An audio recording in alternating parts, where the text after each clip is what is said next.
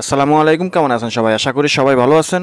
বর্তমানে যারা পাসপোর্ট করবেন, পাসপোর্টের জন্য কিছু নিয়মকানুন নতুন করে চালু করা হয়েছে। এক কথায় নতুন নিয়মে পাসপোর্ট করতে হবে এখন থেকে। বিস্তারিত জানতে ভিডিওটা শেষ পর্যন্ত ধৈর্য সহকারে শুনুন এবং দেখুন। অবশ্যই ভিডিওটা শেয়ার করে দিবেন। চ্যানেলে নতুন হলে চ্যানেলটি সাবস্ক্রাইব করে পাশে থাকা বেল আইকনটা অন করে রাখবেন। সরকার থেকে বলা হয়েছে এই পাসপোর্টের জন্য নতুন নিয়ম চালু করা হয়েছে। যদিও পুরোপুরি 100% কোনো কিছু পরিবর্তন করেনি। বেশ কিছু নিয়মকানুন পরিবর্তন করছে, যেটা পাসপোর্ট করার ক্ষেত্রে যারা পাসপোর্ট করবেন তারা যেন খুব সহজে পাসপোর্ট করতে পারে বা পাসপোর্টের আবেদন করতে পারে। এখানে যেটা বলা আছে যে এই পাসপোর্ট আবেদন প্রক্রিয়া আরও সহজ করছে এবং কাগজপত্র ব্যবহার কমিয়ে আনতে নতুন নির্দেশনা জারি করছে। স্বরাষ্ট্র মন্ত্রণালয়ের সুরক্ষা সেবা বিভাগ থেকে প্রকাশিত এই নির্দেশনাগুলো আবেদনকারীদের জন্য বেশ কিছু গুরুত্বপূর্ণ নির্দেশনা জারি করা হয়েছে। 1 নাম্বার, অনলাইনে আবেদন বাধ্যতামূলক। 1 নাম্বারে অনলাইনে আবেদন বাধ্যতামূলক।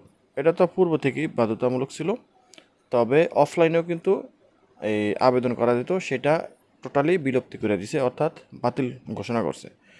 বলা আছে যে এই পাসপোর্টের আবেদনপত্র শুধুমাত্র অনলাইনে পূরণ এবং দাখিল করা যাবে।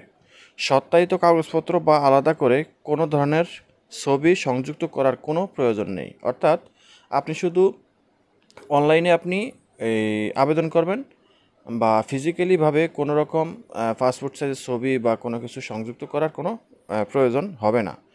দ্বিতীয়ত, পরিচয়পত্র সংযুক্ত। সেখানে বলা আছে যে আবেদন ফরম পূরণের সময় জাতীয় পরিচয়পত্র অথবা অর্থাৎ এনআইডি অথবা ইংরেজি ভার্সনের জন্ম নিবন্ধন।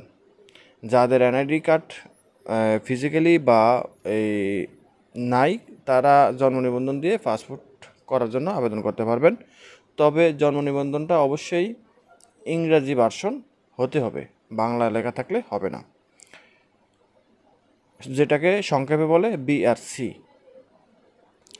আর অপ্রাপ্তবয়স্কদের জন্য যেটা বলা আছে যে অপ্রাপ্তবয়স্কদের ক্ষেত্রে পিতামাতার এনআইডি কার্ড অবশ্যই বাধ্যতামূলক।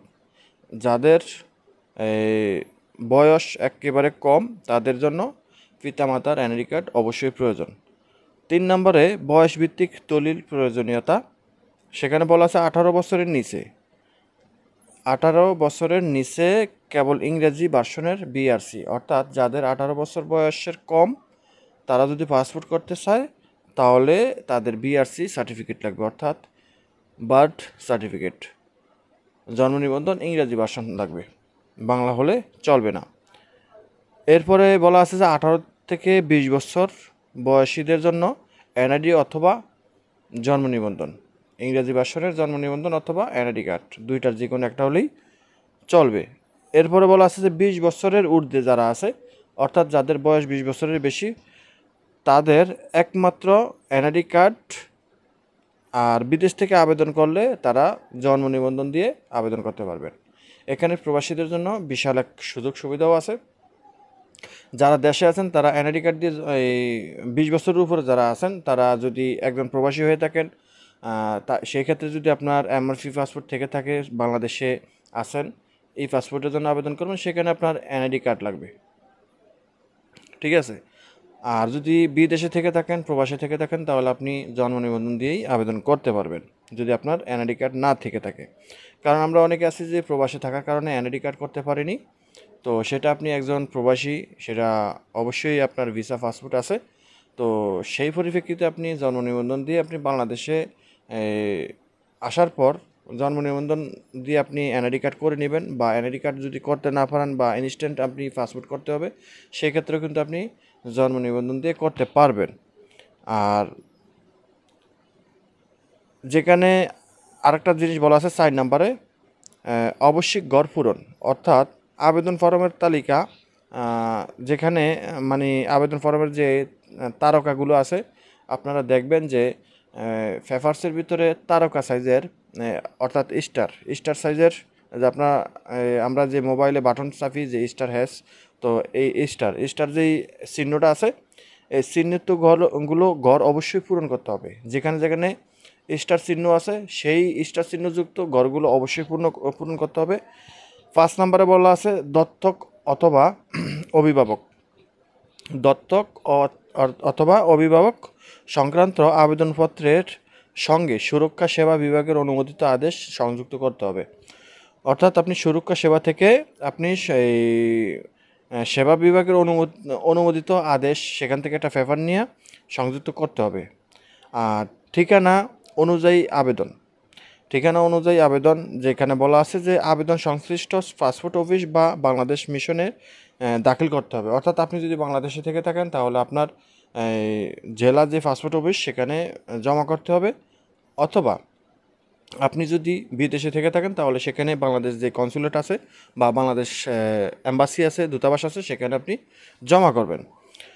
আর 7 নম্বরে বলা আছে যে অপ্রাপ্তবয়স্কদের পাসপোর্টের মেয়াদ 18 বছরের নিচে আবেদনকারীদের জন্য 5 বছর মেয়াদি এবং 48 পৃষ্ঠার পাসপোর্ট ইস্যু করা হবে। 18 বছরের নিচে যারা আছে তাদের 48 পৃষ্ঠা এবং 5 বছর মেয়াদি পাসপোর্ট আবেদন করা হবে বা ইস্যু করা হবে। 8 নম্বর আছে টেকনিক্যাল সনদ বলতে ডাক্তার, প্রকৌশলী, ড্রাইভার ইত্যাদি পেশাজীবীদের ক্ষেত্রে এই প্রাসঙ্গিক সনদ আপলোড করতে হবে। আর 9 নম্বর আছে সরকারি কর্মচারীদের জন্য দলিল, যেখানে বলা আছে জিও, এনওসি এবং পিআরএল। ঠিক আছে, এই তিনটা যাদের লাগবে তারা অবশ্যই আদেশ, পেনশন বা ইত্যাদি সংশ্লিষ্ট কর্তৃপক্ষের ওয়েবসাইটে আপলোডকৃত থাকতে হবে এবং দাখিল করতে হবে। যারা সরকারি চাকরিজীবী তাদের জন্য জিও, এনওসি এবং পিআরএল, এই তিনটা যাদের আছে এগুলো অবশ্যই এই আপলোড থাকা লাগবে অনলাইনে। 10 নম্বর আছে বিবাহ সংক্রান্ত দলিল বলতে যারা বিবাহিত তাদের পাসপোর্ট করার ক্ষেত্রে প্রয়োজন অনুযায়ী বিবাহ নিকাহনামা অথবা তালাকনামা দাখিল করতে হবে। ঠিক আছে। 11 নম্বরে আছে ফি এবং ভ্যাট। দেশে বা বিদেশে উভয় ক্ষেত্রেই নির্ধারিত ফি, ভ্যাট, অন্যান্য চার্জ প্রযোজ্য হবে। আর কূটনৈতিক পাসপোর্টের ক্ষেত্রে এই আবেদন পররাষ্ট্র মন্ত্রণালয় অথবা পাসপোর্ট অধিদপ্তরের প্রধান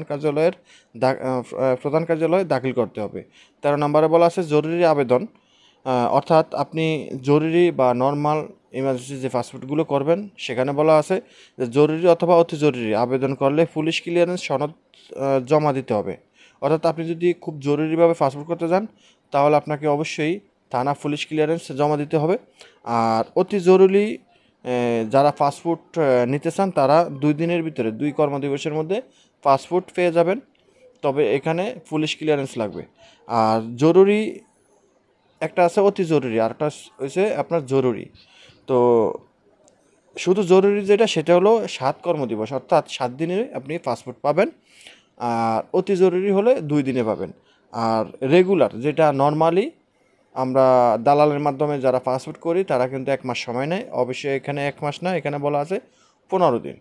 ঠিক আছে, তো রেগুলার পাসপোর্ট সেটাকে বলে রেগুলার পাসপোর্ট, 15 দিনের ভিতরে আপনি পাসপোর্ট পেয়ে যাবেন। এরপর আছে 14 নম্বরে আবেদনের সময় মূল দলিল দেখানো বাধ্যতামূলক, অর্থাৎ এনআইডি অথবা বার্থ সার্টিফিকেট। আপনি যদি এনআইডি কার্ড দিয়ে পাসপোর্টের আবেদন করে থাকেন তাহলে এনআইডি কার্ডের ফটোকপি আপনাকে অবশ্যই দেখাতে হবে, অথবা জন্ম নিবন্ধন দিয়ে আবেদন করে থাকলে জন্ম নিবন্ধনের ফটোকপি বা মূল কপি আপনি অবশ্যই পাসপোর্ট অফিসে দেখাতে হবে। এবং টেকনিক্যাল সনদ অথবা সরকারি আদেশের মূল কপি সঙ্গে রাখতে হবে। 15 নম্বরে বলা আছে যে পাসপোর্ট রিইস্যু এবং হারানো সংক্রান্ত আবেদন করতে গেলে রিইস্যু ক্ষেত্রে পুরনো পাসপোর্ট এবং হারানো পাসপোর্টের ক্ষেত্রে জিডি এবং ফটোকপি জমা দিতে হবে। এরপরে বলা আছে 16 নম্বর 6 বছরের নিচে শিশুদের জন্য ছবি নির্দেশনা, ধূসর ব্যাকগ্রাউন্ড, ল্যাব প্রিন্ট করা 3 ইয়ার সাইজের ছবি অবশ্যই লাগবে। ধূসর ব্যাকগ্রাউন্ড ল্যাব থেকে ধূসর ব্যাকগ্রাউন্ডের পাসপোর্ট সাইজের ছবি লাগবে। 17 নম্বরে আছে 65 বছরের নিচে 65 বছরের বেশি বয়স্কদের জন্য সময়সীমা শিথিল, অর্থাৎ যাদের 65 বছরের ঊর্ধ্বে তারা তাদের পাসপোর্ট করার ক্ষেত্রে সময়সীমা শিথিল করা হবে। যেমন আগে যাদের কেবল 5 বছর মেয়াদি পাসপোর্ট দেওয়া হতো, এখন সেই শর্ত বাতিল করা হয়েছে। সূত্র অর্থাৎ এখানে বলা আছে যে যারা 65 বছরের বেশি বয়স্ক তাদের মধ্যে থেকে যাদের 5 বছর মেয়াদি পাসপোর্ট দেওয়া হতো এখন সেই শর্ত বাতিল করা হয়েছে, ঠিক আছে। তো এই হলো বিষয়গুলো, আশা করি বুঝতে পারছেন। যদি ভিডিওটা শেষ পর্যন্ত দেখে থাকেন এবং বুঝে থাকেন তাহলে আপনাকে অবশ্যই ধন্যবাদ। আর যদি বুঝতে কষ্ট হয় ভিডিওটা প্রথম থেকে আবার দেখে নেবেন, অথবা আমি ডিসক্রিপশনে কিংবা পোস্ট আকারে আমি এইগুলা সব তথ্যগুলো আমি আমার চ্যানেলে হয় পোস্টে অথবা ডিসক্রিপশনে দিয়ে রাখবো। আপনারা যে কোনো একটা জায়গা থেকে আপনারা দেখে নেবেন, পড়ে নেবেন কী কী লাগবে। তো আশা করি বুঝতে পারছেন। ভিডিওটা ভালো লাগলে শেয়ার করে দেবেন, চ্যানেলটি সাবস্ক্রাইব করে পাশে থাকা বেল আইকনটা অন করে রাখবেন। আল্লাহ হাফিজ।